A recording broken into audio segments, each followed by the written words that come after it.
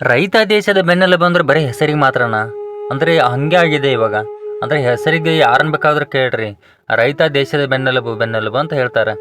So ಇವಾಗ ಏನು problem ಆಗ್ತದಪ್ಪ ಅಂತಂದ್ರೆ, ನೀವು ನೋಡಬಹುದು ಇನ್ಕಮ್ ಟ್ಯಾಕ್ಸ್ ಆಫೀಸರ್ ಯಾರಾದರೂ ರೈತರ ಮನೆಯನ್ನು ರೈಡ್ ಮಾಡಿದ್ದು ಯಾರಾದರೂ ನೋಡಿದರೆ ದಯವಿಟ್ಟು ಒಂದು ಕಮೆಂಟ್ ಮಾಡಿ. ಯಾಕಂದ್ರೆ ನನಗಂತೂ ಎಲ್ಲಿಯೂ ಆ ರೀತಿ ಕಾಣಿಲ್ಲ. ಯಾಕೆ ರೈತರ ಮನೆ ರೈಡ್ ಮಾಡ್ತಾರೆ ಹೇಳ್ರಿ? ಅಂದರೆ ದೊಡ್ಡ ದೊಡ್ಡ officers, M L A M ಪಿಗಳು ಅವ್ರು ದುಡ್ಡು ಮಾಡಿರ್ತಾರೆ. ಸೊ ಅವ್ರ ಮನೆಯನ್ನು ರೈಡ್ ಮಾಡ್ತಾರೆ. ಬಟ್ ರೈತರ ಹತ್ರ ಒಂದು ಸಲನೂ ಬರೋಕ್ಕೆ ಚಾನ್ಸೇ ಇಲ್ಲ. ಯಾಕಂದರೆ ರೈತ ಮಾಡಿದ್ದು ಆ್ಯಕ್ಚುಲಿ ಆಸ್ತಿ ಮಾಡಲ್ಲ, ಬಟ್ ಸಾಲ ಮಾತ್ರ ಸಿಕ್ಕಾಪಟ್ಟೆ ಮಾಡ್ಕೊಂಡಿರ್ತಾರೆ ರೈತರು. ಸೊ ಆ ಕಷ್ಟನ ಯಾರು ಕೇಳಕ್ಕೆ ಕೂಡ ಬರಲ್ಲ. ಅದೇ ಇನ್ಕಮ್ ಟ್ಯಾಕ್ಸ್ ಆಫೀಸರ್ ಏನಾದರೂ ರೈತರ ಮನೆ ಹತ್ರ ಬಂದು ನಿಮ್ದು ಆಸ್ತಿ ಎಷ್ಟಿದೆ, ನೀವು ಏನು ಉತ್ಪನ್ನ ತೆಗಿತೀರಾ, ಯಾರೂ ಕೇಳಲ್ಲ. ಯಾಕೆ ಹೇಳ್ರಿ? ರೈತ ಅಂದರೆ ಸಾಲ ಮಾಡ್ತಾನೆ ಸಾಯ್ತಾ ಹೋಗ್ತದಾನ. ಅದನ್ನು ಬಿಟ್ಟು ಬೇರೆ ಏನಾಗ್ತಿಲ್ಲ. ಆದರೆ ಈ ದೇಶದ ಅಂದ್ರೆ ನಾನು ಪಕ್ಷಾತೀತವಾಗಿ ಮಾತಾಡ್ತೀನಿ, ಅಂದರೆ ಯಾವುದೇ ಸರ್ಕಾರ ಅಂತ ನಾನು ಹೇಳ್ತಾ ಇಲ್ಲ. ಆದರೆ ಯಾವುದೇ ಸರ್ಕಾರ ಬರಲಿ, ರೈತರ ಪರ ಇರ್ತೀನಿ. ರೈತರನ್ನ ನಾನು ಅಂದರೆ ರೈತರಿಗೆ ಫಸ್ಟ್ ಪ್ರಿಫರೆನ್ಸ್ ಕೊಡ್ತೀನಿ ಅಂತ ಹೇಳ್ತಾರೆ.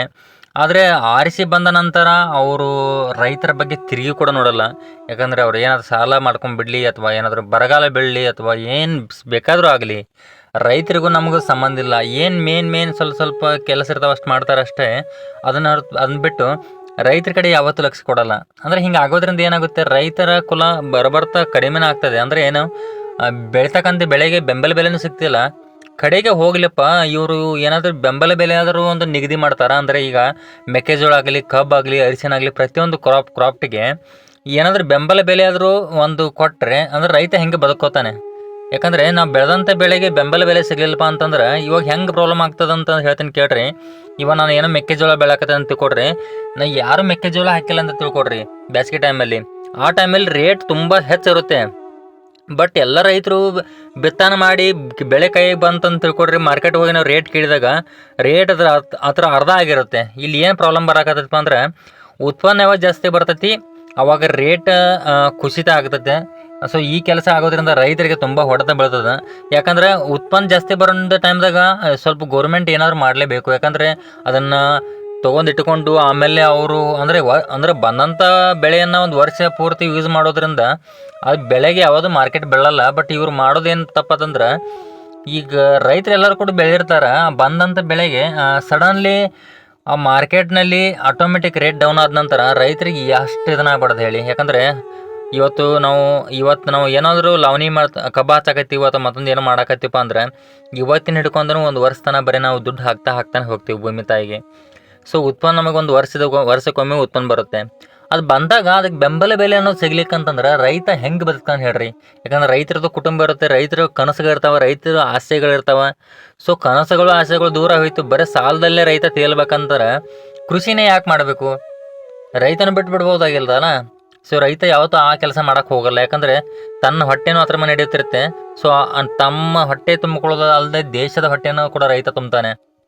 ಸೊ ಇದು ರೈತರದ ಒಂದು ಅಂದರೆ ಅವರು ಸಾಲ ಮಾಡಲಿ, ಅಥವಾ ಈ ಸಲ ಬರಗಾಲ ಬೀಳಲಿ, ಅಥವಾ ಮತ್ತೊಂದು ಏನೋ ಆಗಲಿ, ರೈತ ಬೆಳೆಯೋದು ಮಾತ್ರ ಬಿಡಲ್ಲ. ಯಾಕಂದರೆ ಬೆಳೆದ ಬೆಳೆಗೆ ಲಾಭ ಸಿಗಲಿಲ್ಲ ಅಂದ್ರೆ ಪರವಾಗಿಲ್ಲ, ಬಟ್ ಮತ್ತೆ ಬೆಳಿತಾನೆ. ಇವಾಗ ನೋಡ್ರಿ, ಬರಗಾಲ ಬಿತ್ತಂತ ಸುಮ್ಮನೆ ಕುಣ್ತಾನ? ಇಲ್ಲ, ಮತ್ತೆ ಡ್ರಿಪ್ ತರೋದು, ಮತ್ತೆ ಬೋರ್ ಹೊಡೆಯೋದು, ಮತ್ತೆ ಬಾಯಿ ಕಡಿಯೋದು, ಇಷ್ಟೆಲ್ಲ ಮಾಡಿ ಬೆಳೆ ಉಳಿಸ್ಕೋಬೇಕಂತ ಪ್ರಯತ್ನ ಪಡ್ತಾನೆ.